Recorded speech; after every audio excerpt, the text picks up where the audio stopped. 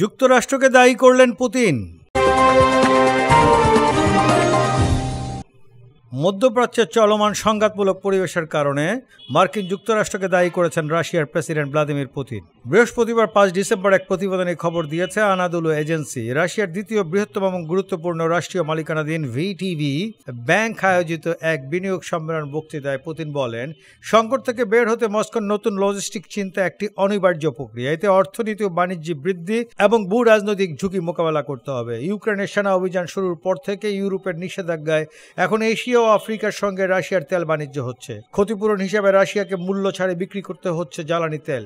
Asia থেকে ইউরোপে বাণিজ্যিক জাহাজ চলাচলের পথ, লোহিত সাগর আর সুয়েজ খাল খরচ বেড়েছে। এছাড়া মধ্যপ্রাচ্য পরিস্থিতির অস্থিরতার কারণে কার্গোর পরিমাণও হ্রাস পেয়েছে।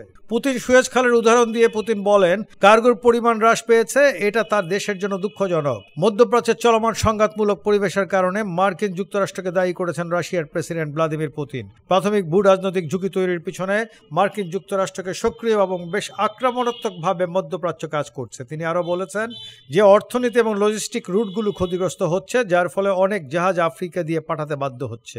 আন্তর্জাতিক বাণিজ্যে মার্কিন ডলার থেকে দূরে সরে যাওয়ার চেষ্টা করে এমন কোন ব্রিক্স দেশের উপরে 100% শুল্ক আরোপের বিষয়ে ডোনাল্ড ট্রাম্পের মন্তব্যের বিষয়ে পাল্টা জবাব দিয়েছেন পুতিন। ট্রাম্পের উত্তরসূরিরা তার রাজনৈতিক বিরোধীরা বৈশ্বিক রিজার্ভ কারেন্সি হিসেবে ডলারের মৌলিক ভিত্তিকে ক্ষুণ্ণ করার জন্য অনেক কিছু করেছে। পুতিনের অভিযোগ, বর্তমান মার্কিন সরকার ডলারকে শত্রুতার হাতিয়ার হিসেবে ব্যবহার করছে। এই অভিযোগ করেন তিনি।